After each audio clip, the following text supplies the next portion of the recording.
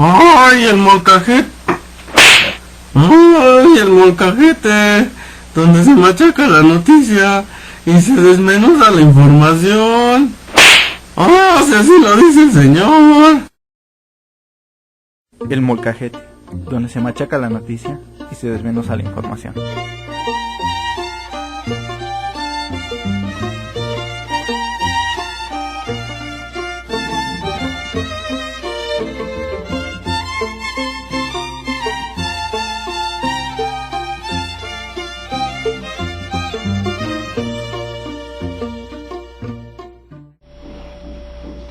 Bienvenidos a una emisión más de Molcajete. Mi nombre es Emanuel Granados y bueno, estoy acompañado por dos investigadores en comunicación política en nuestro país.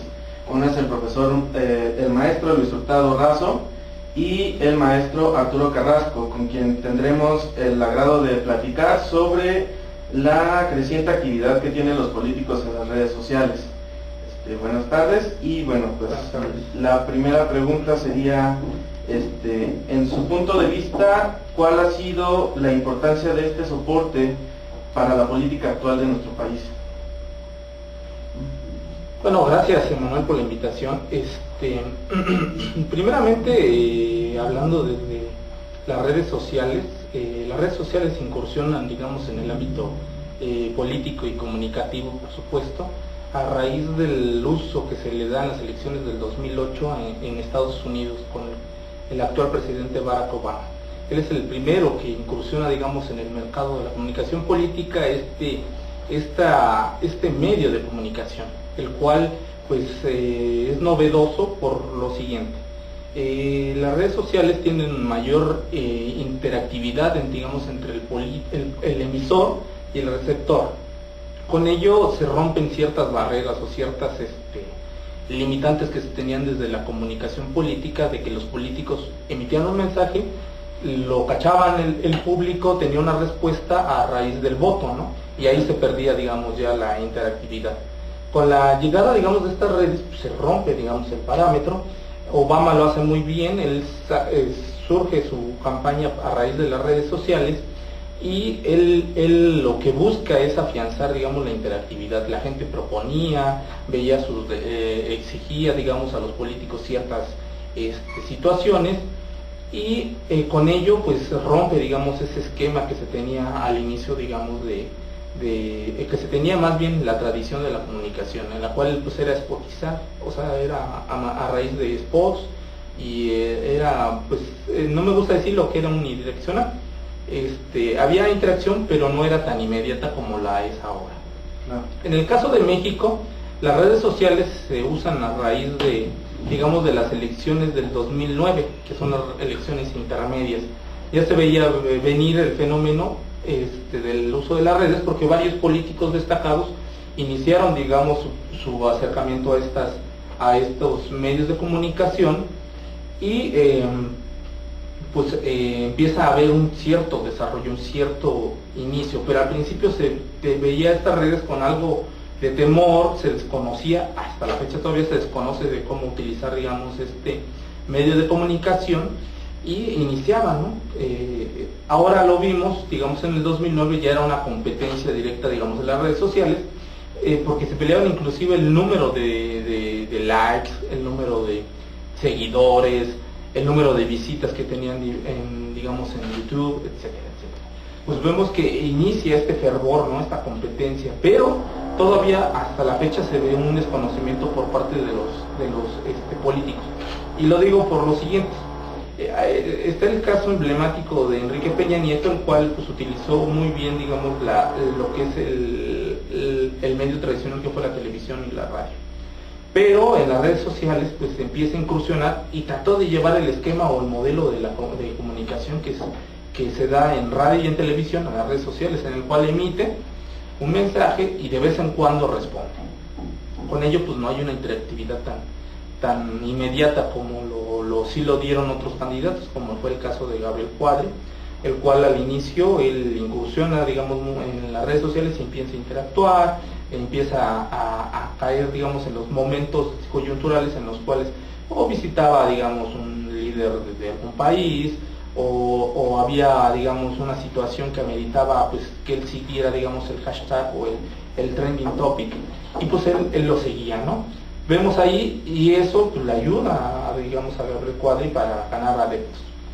En ese sentido están, digamos, estos dos polos, ¿no? Se da este fenómeno dentro de la comunicación en México, y al grado de que llegó un momento, sobre todo por los meses de mayo y junio, que se creyó que las redes sociales iban a determinar el futuro de las elecciones en México.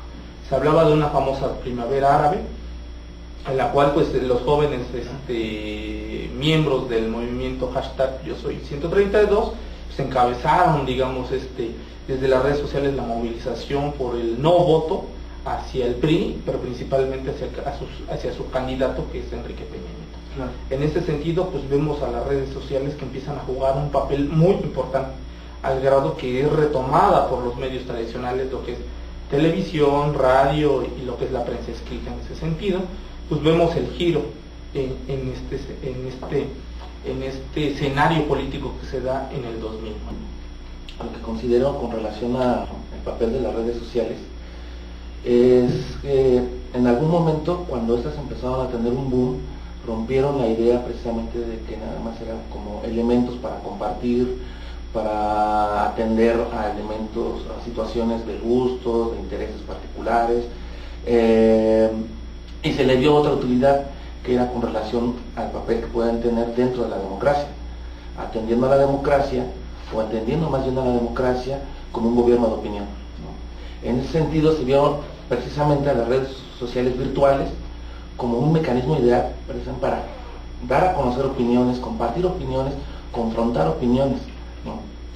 Y en este sentido, la idea general que se tuvo fue, bueno, si vemos la democracia como un gobierno de opinión y vemos que las redes sociales virtuales sirven para compartir estas opiniones, pues estamos viendo entonces que son un gran alivio o una gran herramienta para el desarrollo democrático, ¿no?, que se pueda tener. Y en este sentido puede ser tanto beneficioso para políticos, como para el ciudadano de pie, como para el periodista, como para el estudiante, ¿no?, todos los ejemplos que mencionó Luis.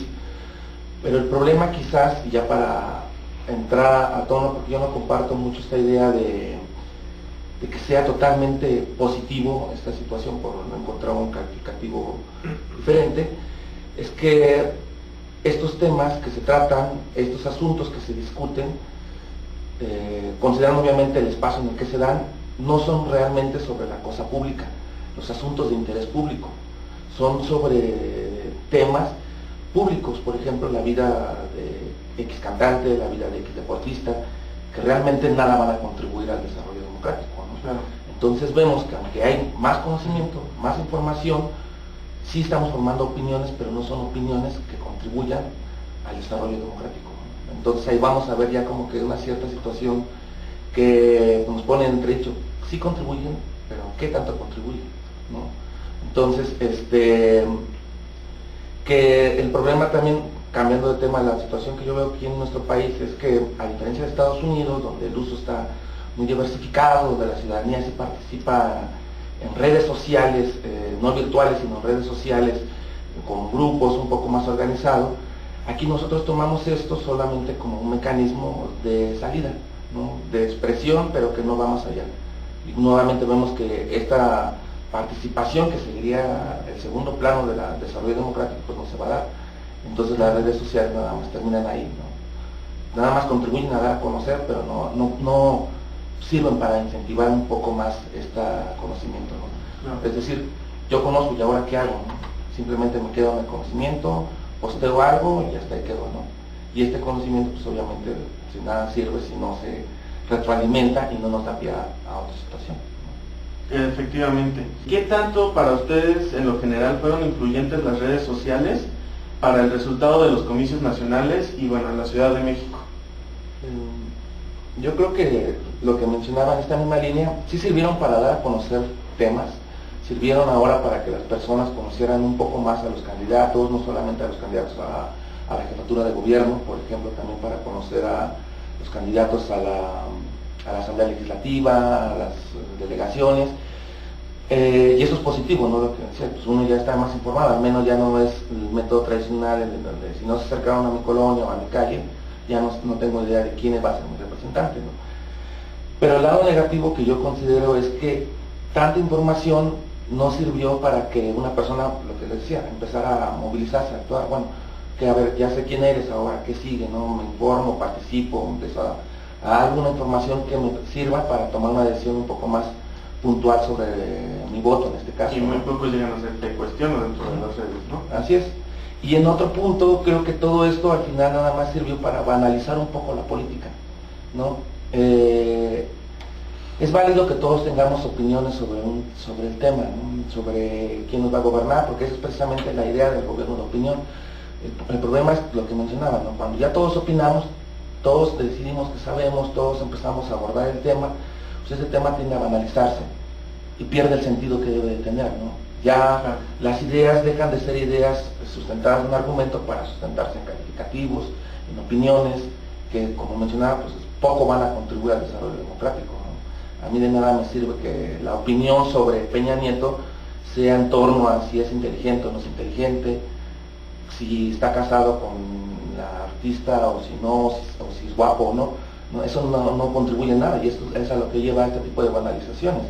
En cambio, poco se discutió a ver qué políticas públicas va a presentar Peña Nieto, ¿no? ¿Cuál es su propuesta de desarrollo económico? ¿Cuál es su propuesta política?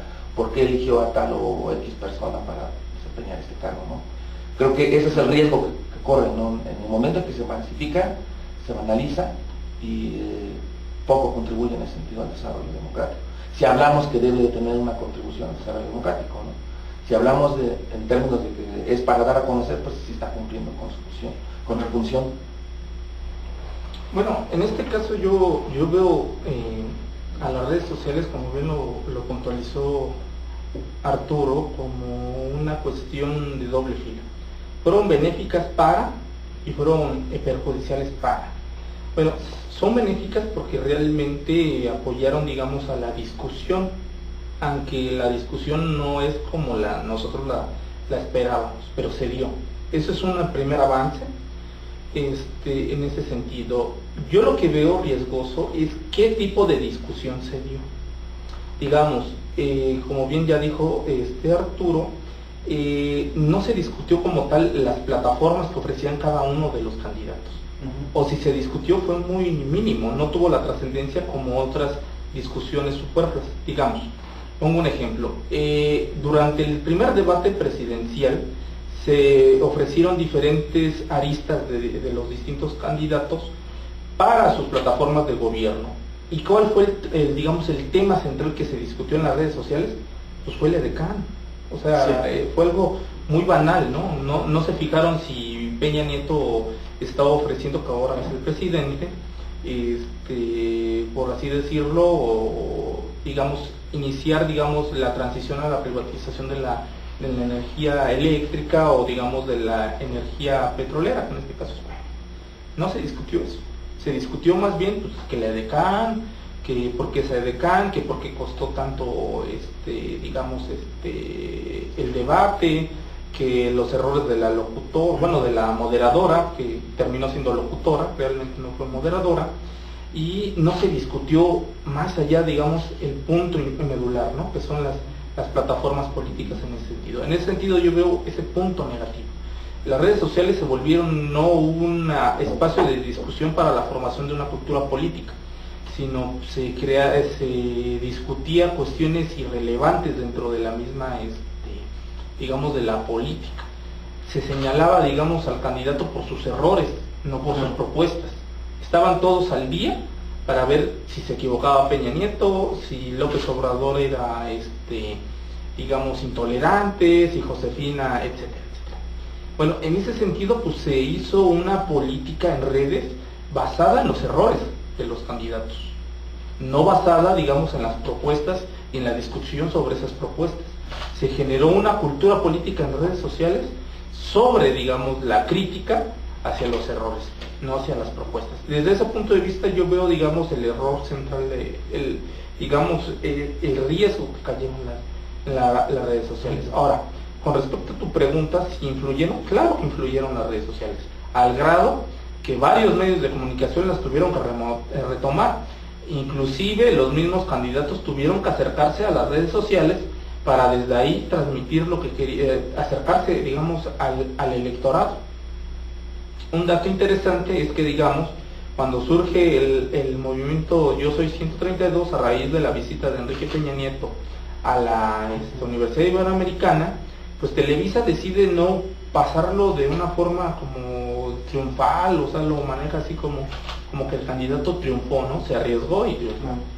Sin embargo, 3 días después de ese, más bien 4 días después de ese altercado, pues Televisa inicia, digamos, una campaña en sus mismos noticieros, en sus mismos espacios, para decir, no, pues mira, esto es lo que pasó, digamos, en las redes sociales, y esto es producto de esta visita que tuvo Enrique Peña Nieto. De ahí surge, digamos, la demanda de los chicos del Yo Soy 32, ¿no? De democratización de los medios.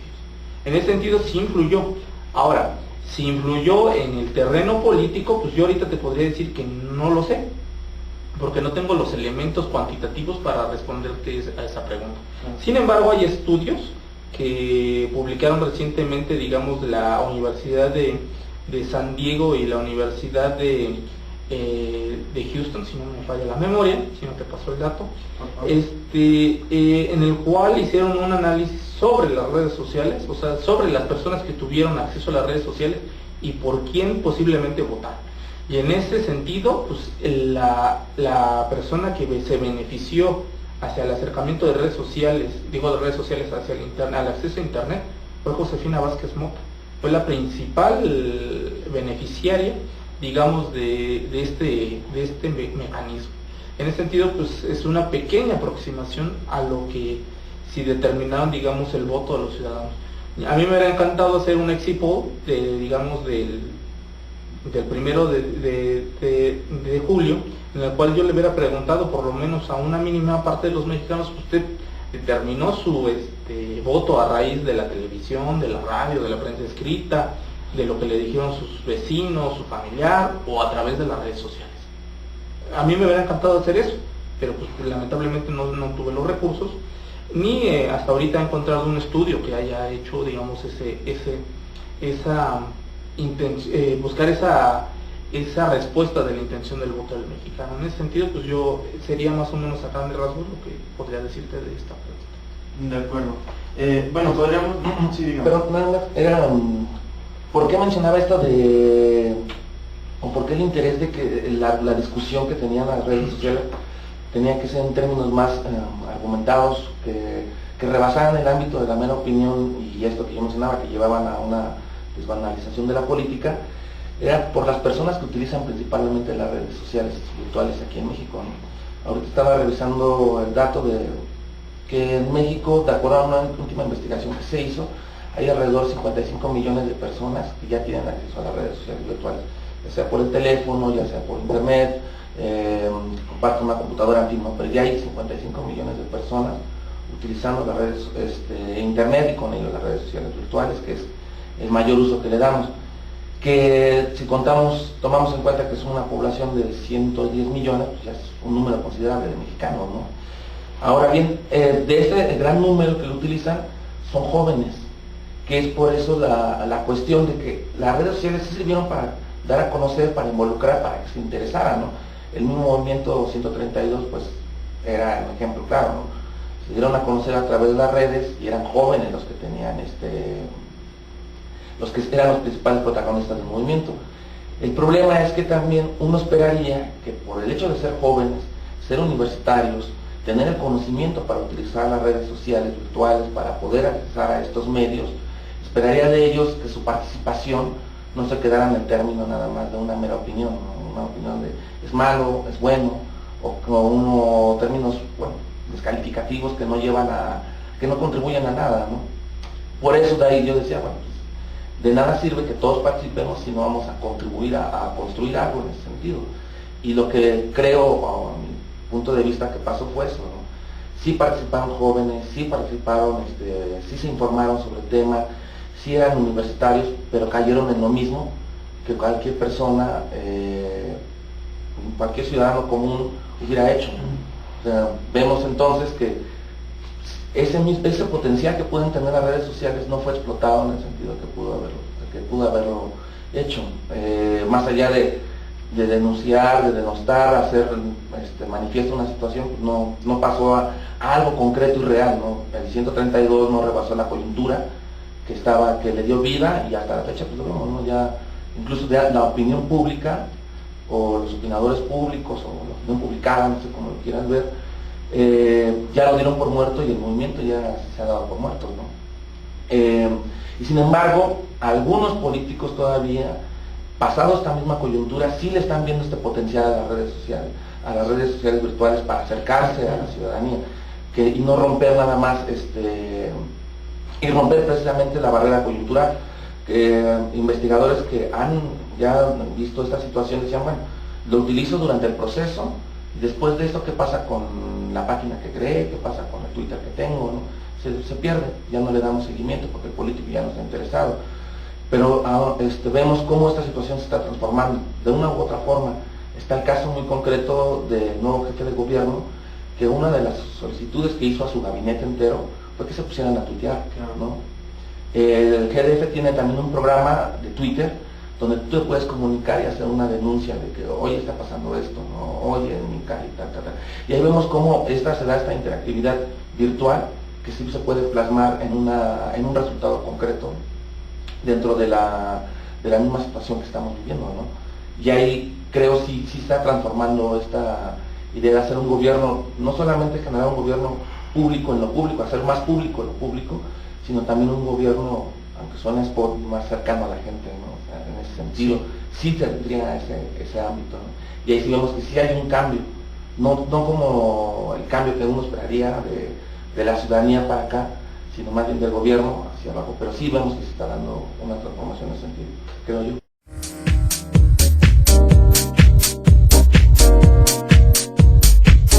O sea, ya regresamos, no nos tardamos ni tantito, ¿eh?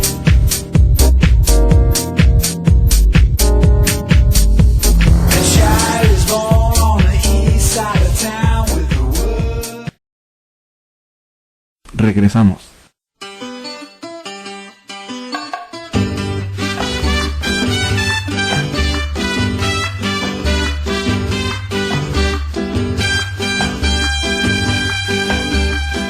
¡Órale, Juan! ¡Pásame el molcajete! Habíamos hablado de Enrique Peña Nieto, hablamos hace un momento de Miguel Ángel Mancera, y bueno, conforme a ellos dos, ¿qué diferencia encuentran políticamente en ambos personajes en el uso de las redes sociales? Digo, porque al final los dos utilizan básicamente el mismo parámetro, ¿no? Informar. Pero algún detalle adicional. Yo lo que observé en el caso de Mancera, esto que mencionaba, ¿no? Aunque él tenía sus espacios institucionales, por así denominarlos, también manejaba sus espacios personales, ¿no? Sobre todo en Twitter, y los utilizaba para dar información personal o cuestiones de interés, ¿no? Me acuerdo uno que casi siempre al final del día decía, terminó hoy la campaña, me voy a dormir, buenas noches, ¿no? La gente le replicaba, ¿no? Buenas noches, descanse, usted es mi candidato, O sea, ese uso que le dio el más personal, más íntimo a sus espacios, a diferencia, como mencionaba también, con lo que sucedió con Peña Nieto, ¿no? Sí tenía todo un equipo atrás, sí tenía una estrategia un poco más pensada en ese sentido, y eso hacía que sí estaba la interacción, pero era un poco más despersonalizada, ¿no? Claro. Y las veces cuando se trató de hacer, no era como que bien recibido por las personas, ¿no? Y sí, bueno, también se lo marcamos de que en el entorno en el que se dio, de que Mancera tenía mayor aceptación que Peña Nieto, pues también eso afectaba muchísimo, ¿no? Recuerdo cuando Peña Nieto felicitó no recuerdo a quién precisamente, felicitó a una persona, La de las medallas, ¿no? Las Olimpiadas. a la de las medallas, y toda la gente ahí empezó la ofensa, ¿no? Que eres un tonto, que confundiste los nombres, tal situación, ¿no? Y en general, más bien en su caso, por eso era de, hoy voy a hacer campaña en Acapulco, hoy voy a ¿no? Y en el caso de Mancera, esto que menciono, ¿no? O sea, sí, hoy estoy en la delegación tal, y hoy comí esto, ¿no? Hoy me voy a dormir temprano, hoy voy a ver a mis hijos, ¿no? Así, ese tipo de situaciones, ¿no? Que era lo que permitía esto, más, que la gente tal vez sintiera más cercana, un poco más íntima y como más sincero este tipo de interacción que la que tenía, en su caso, Peña Nieto, ¿no? Perdón, profesor Luis, ¿Impactó esto básicamente en las redes sociales en ambas victorias o solamente en una? No, mira, es que otra vez nos vamos, ¿qué fue primero, no? O la gallina. No te podría decir ahorita si las redes sociales determinaron, digamos, la victoria de Enrique Peña Nieto o de Miguel Ángel Mancera.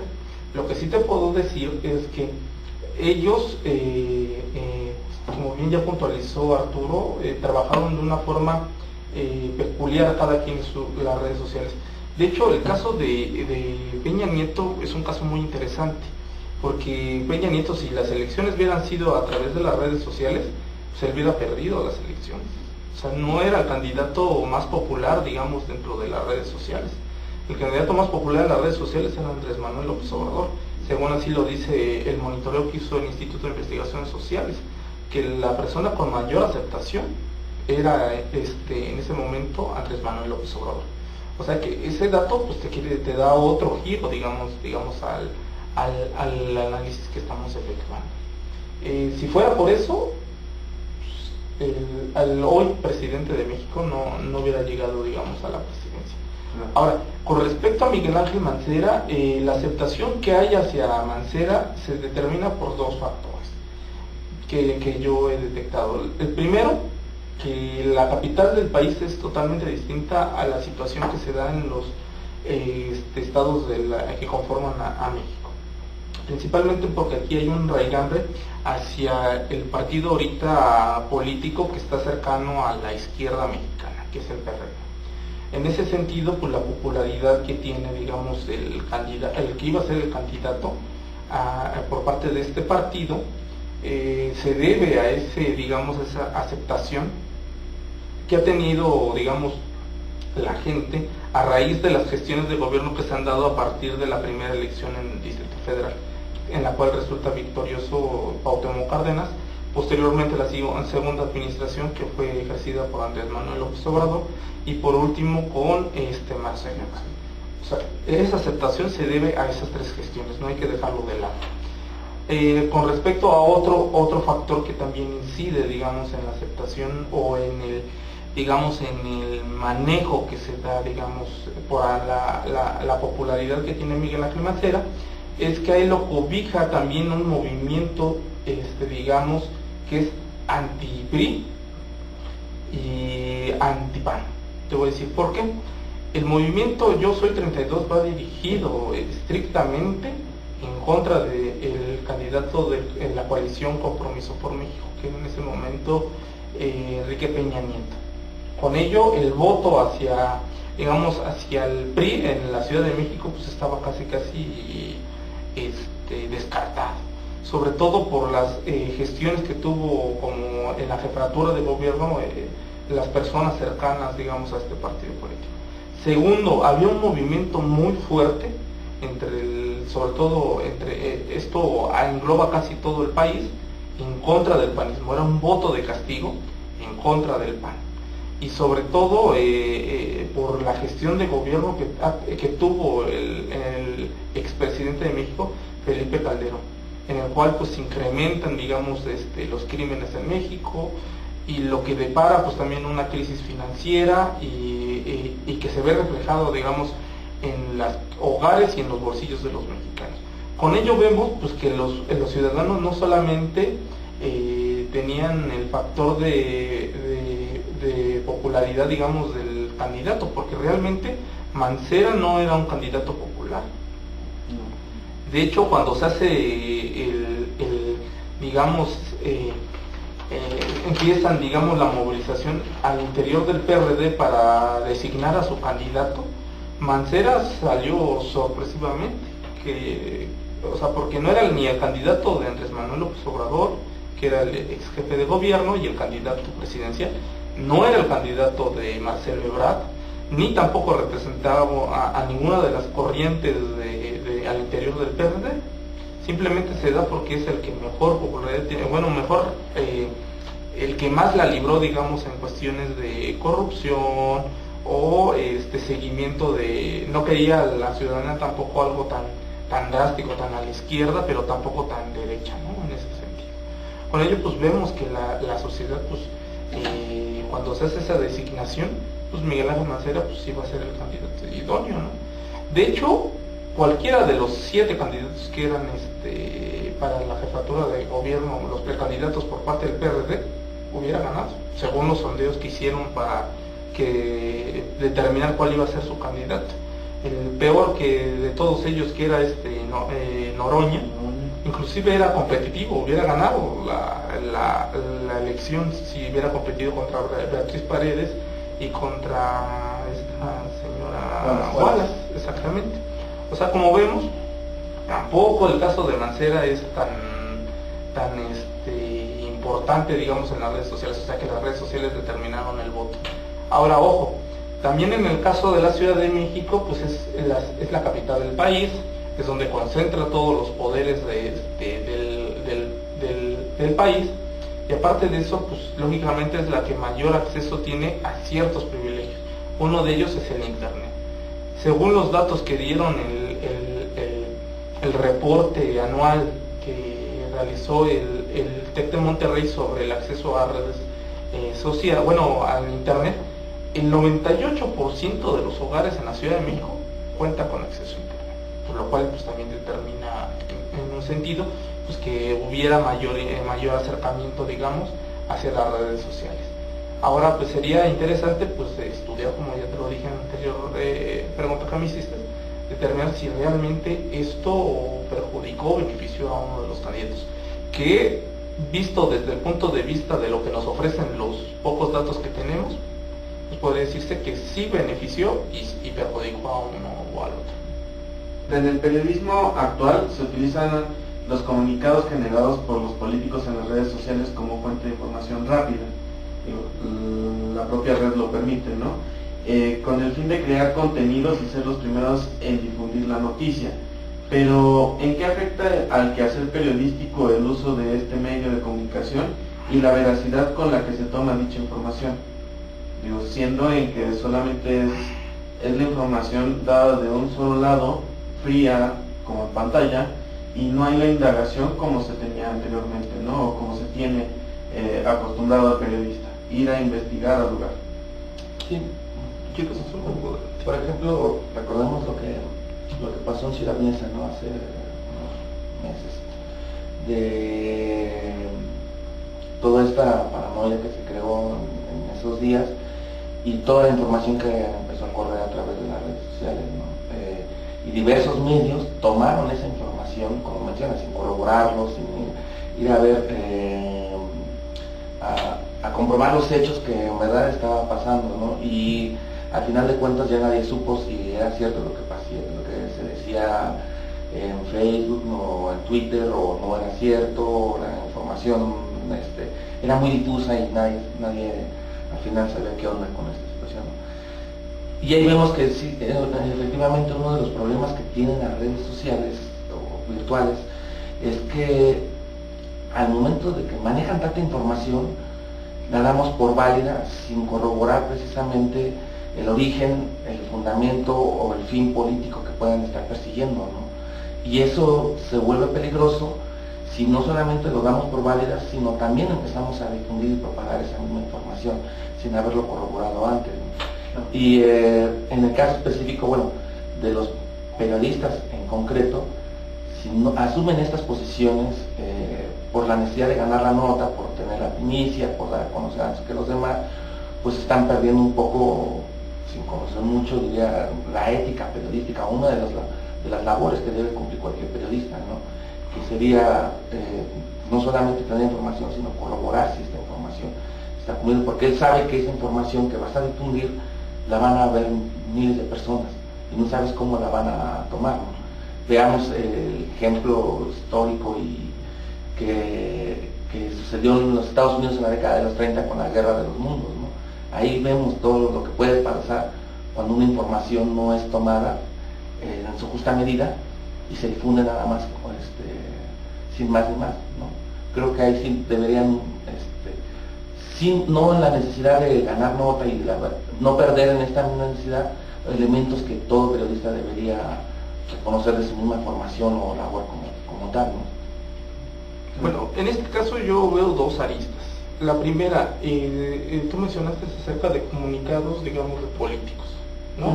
Sí, sobre los políticos. Claro.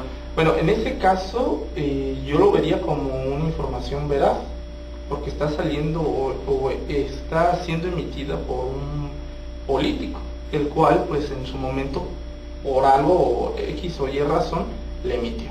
Esa es la primera lista. La segunda es que dentro de las redes sociales se creen personas que asuman la personalidad, digamos, del político y emitan cierto mensaje que no es, digamos, el que debería de haber emitido el político. En ese sentido, pues vemos una suplantación, digamos, de la fuente. Para ello se crean dos vertientes. Que tú, como ya bien lo puntualizó Arturo, como periodista siempre tienes el deber, ante todo, de que la información que vierta cualquier persona, tú la debes de corroborar. Y eso no es nada más de las redes sociales. Digamos, el periodismo tradicional, las diferentes dependencias del gobierno, incluyendo los mismos políticos, emitían boletines de prensa, en los cuales pues emitían su punto de vista o aclaraban lo que había acontecido o lo que estaba por acontecer. Con ello, pues, esa misma tradición continúa. En ese sentido, pues, digamos, ahí se sigue manteniendo, digamos, la veracidad de la información. Ahora, ¿cuándo ocurre la situación contraria? Cuando alguien suplanta a la persona y emite un comentario que nunca dijo. En ese sentido, vamos a tocar otro punto importante, que creo que hasta ahorita no hemos tocado, que tiene que ver con la educación para los medios. En México, o en casi todas las regiones del mundo, se utilizan los medios, pero nunca se ha educado para la utilización de esos medios. Ejemplo de ello, digamos, ahorita Arturo da puntos muy importantes que tienen que ver con que ahí está el medio, pero ¿cómo lo utilizamos? O sea, lo utilizamos para hablar si Lionel Messi ya rompió el récord de goles, o lo utilizamos para, pues, emitir, digamos, un pesar a la familia de Jenny Rivera, o lo emitimos o lo utilizamos para informar, que es mi caso, sobre notas que yo considero que pueden ser del interés o deben de ser del interés de las personas que conozco. En ese sentido, pues son visiones distintas, pero eso tiene que ver con la educación que se nos ha dado para la utilización de los medios. Hasta ahorita no existe un manual que yo conozca, o no sé si Arturo conozca, en el cual te digan cómo utilizar las redes sociales. Actualmente estaba yo leyendo que la Real Academia del Lenguaje Castellano estaba elaborando un manual para cómo escribir en las redes sociales. Eso, digamos, sería un primer paso, pero eso nada más tiene que ver con la cuestión de forma, no con la cuestión de fondo. Y la cuestión de fondo va a otro escalón que tiene que ver con la cultura política o la cultura participativa, que va de la mano con la cultura política que tenemos en nuestro país. En ese sentido, lamento decirlo, digamos, el órgano o la institución encargada de la cultura política o participativa del país es el IFE, y el cual en todo lo que lleva de existencia, o por lo menos la mitad de lo que lleva de su existencia, se destinó a emitir que la participación ciudadana se determina a partir de tu voto, lo cual no es así.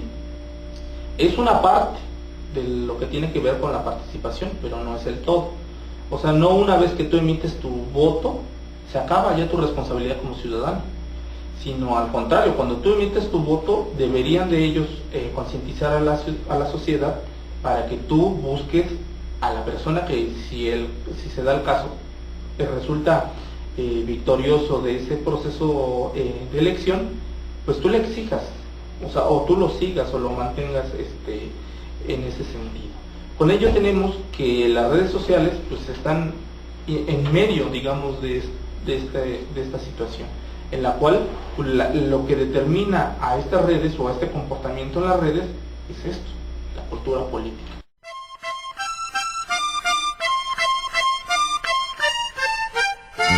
¡Órale, mijo, ya! ¡Macháquele bien! Ay, ma, es que este tejolote está re duro.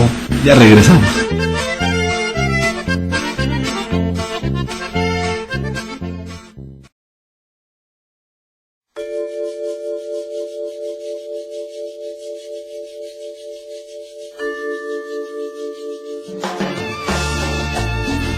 Ah, ¿otra vez los del molcajete?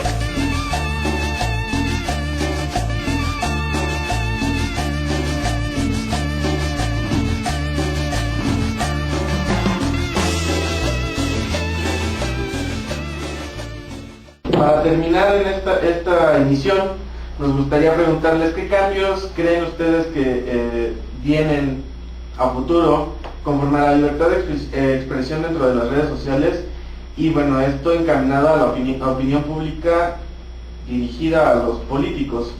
Estábamos discutiendo precisamente, digamos, una de las características de las redes sociales y por lo cual las hacen tan llamativas. Uno de ellos tiene que ver con la libertad de expresión y que cada quien puede asumirse como medio de comunicación. En ese sentido, digamos, las redes sociales te posibilitan, digamos, a decir lo que tú quieras, a decirlo como quieras y cuando quieras, ¿no? En ese sentido, por eso es tan atractivo, digamos, y por eso hay tantos seguidores en estos nuevos medios de comunicación. Ahora, ¿qué tanto en este sexenio se va a atacar a las redes sociales o no se va a atacar a las redes sociales? Pues eso va a depender del buen funcionamiento que le dé cada quien, ¿no? Pero de que las redes sociales se van a autorregular, pues están los intentos en otros países. Ya lo habíamos discutido ahorita en el corte, la cuestión de ACTA, ¿no? Que es una iniciativa para la cuestión que básicamente, supuestamente tiene que ver con los derechos de terceros o los derechos de autor, pero realmente son el intento para la regulación, digamos, de lo que es la Internet y todo lo que engloba la Internet. Con ello, pues las redes sociales.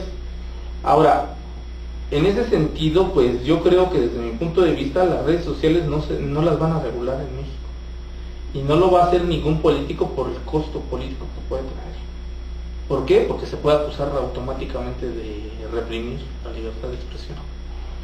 En ese sentido, pues no creo que se dé, a reserva de que me equivoque, porque sí se puede dar la situación.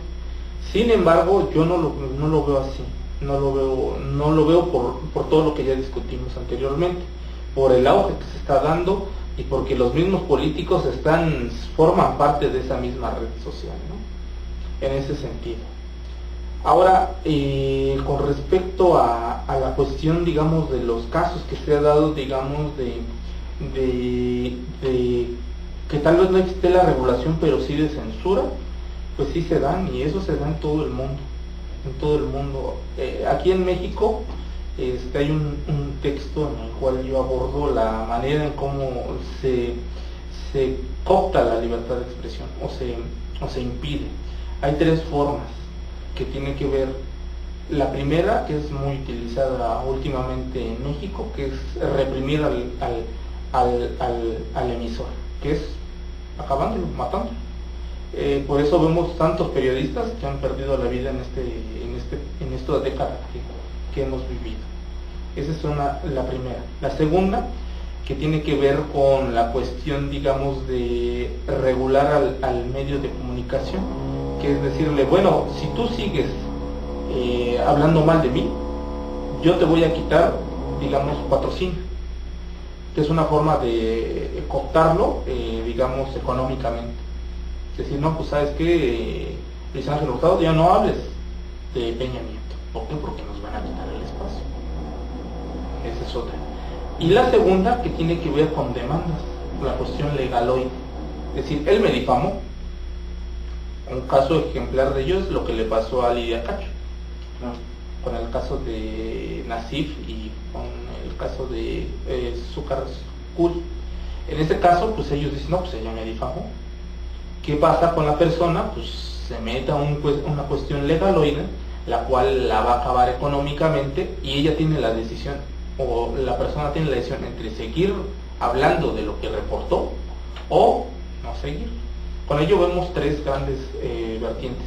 En la segunda que mencioné, con la cuestión económica, en México, en la década más bien en el periodo en el que el PRI estuvo en el gobierno, supo manejar muy bien, había libertad de expresión, pero digamos la libertad de prensa.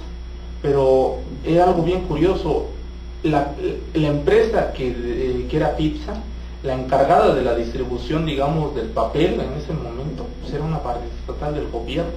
O sea que a los medios que se portaban bien, eran aquellos que recibían, digamos, el suministro de este recurso que era el que dependía, digamos, muchos medios. Pues es una forma de limitar. Ahora, esto pasándolo a las redes sociales, pues ¿cómo lo limitarías? Pues una de ellas es la cuestión que ocurrió el 1 de diciembre, ¿no? Que se les acusa a estas personas de alterar el orden público. Eso no está, digamos, en las redes sociales, pero contemplado en todos los, digamos, códigos penales. En el caso de Veracruz sí está contemplado, que tú manifiestas que hay una bomba y que están bombardeando y que en eso se hace un pánico y que se detecta a los supuestos emisores o iniciadores de ese mensaje y pues se arresta. Pues la gente se intimida y dice, no, pues ya no, yo ya no quiero publicar nada. En ese sentido, pues sí hay formas.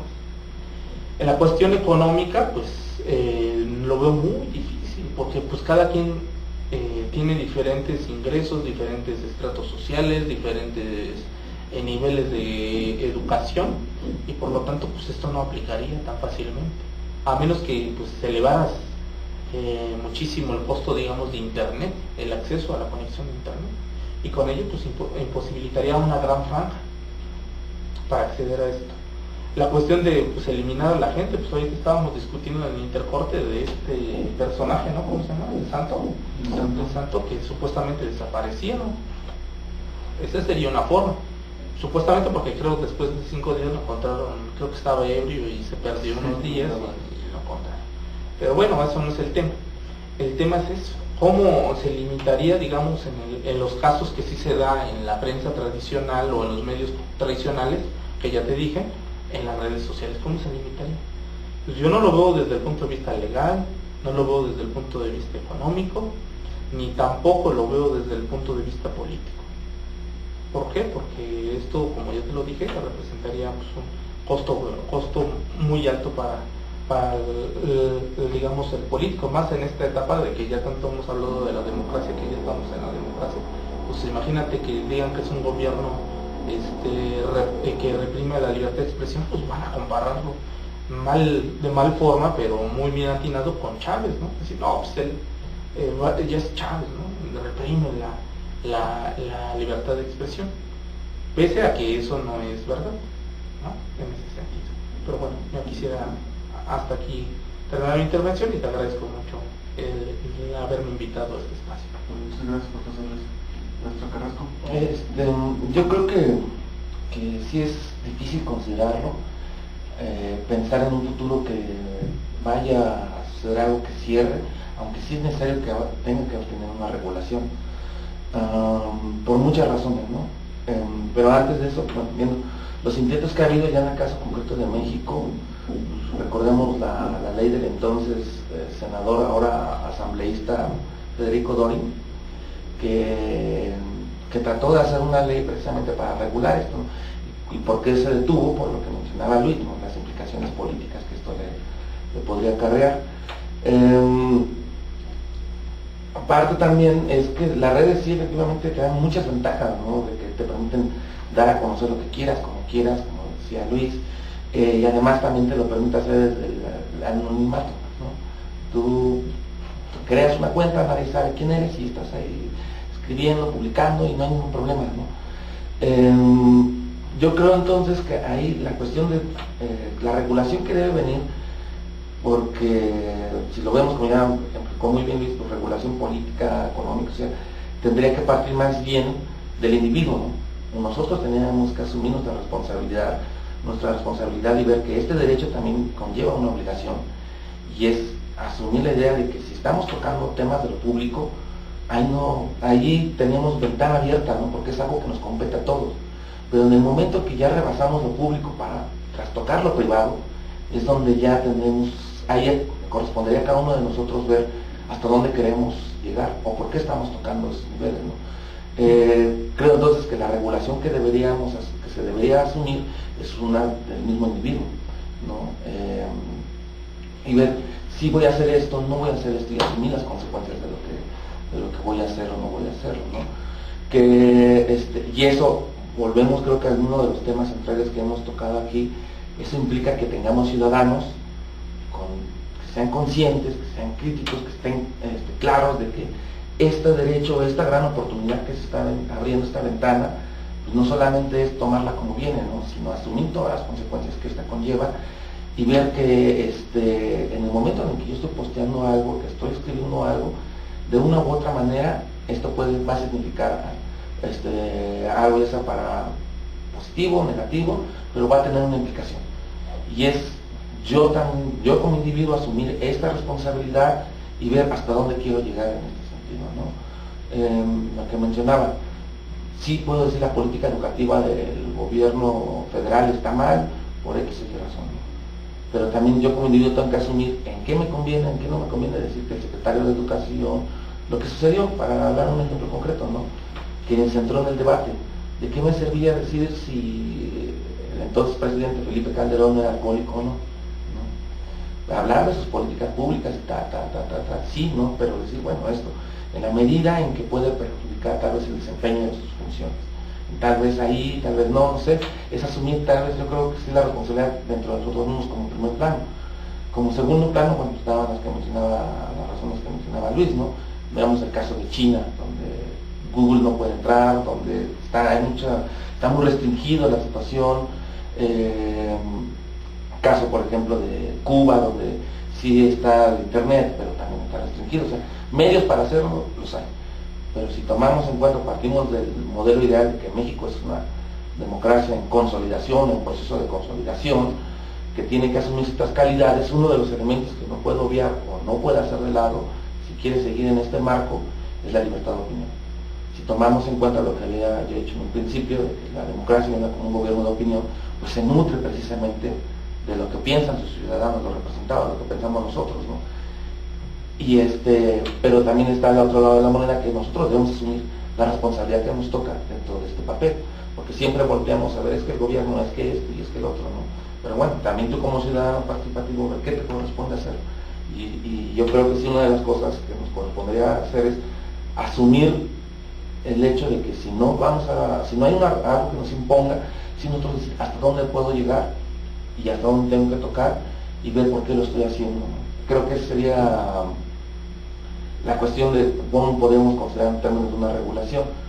Y finalmente no creo que, como van las cosas, esto va a seguir cambiando, va a cambiar muy radicalmente, la tecnología se transforma cotidianamente y nos va a llevar a elementos que, si no los empezamos a entender hoy día y asumir la responsabilidad sobre lo mismo, en un futuro nos van a agarrar, como decía, desprevistos, nos van a tomar dormidos y no vamos a saber qué hacer ante estas nuevas situaciones, ¿no?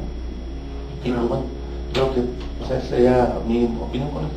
De acuerdo, entonces bueno, prácticamente cerramos diciendo que bueno, en las redes sociales el ciudadano como tal necesita responsabilizarse, uno de sus acciones dentro de las propias redes, hacer un eco dentro y fuera de las redes sociales para poder ayudar a cambiar la ciudadanía, el poder de opinión, que no solamente sea algo satírico como estamos acostumbrados, y bueno, ayudarnos básicamente en que apoyarnos en estas redes para que los políticos nos sigan escuchando, ¿no? Ese mecanismo yo creo que va en ese cauce y todavía podemos sacarle mucho provecho, ¿no? Más del que consideramos hasta ahorita. De acuerdo, maestro Carrasco. Bueno, pues se nos ha acabado el tiempo. Agradecemos la presencia al maestro Luis Hurtado Razo, al maestro Arturo Carrasco, y bueno, gracias a ustedes por vernos a través de este medio. No olviden leer las notas de nuestro equipo de trabajo del Molcajete, y bueno, quedamos a sus órdenes. Hasta luego.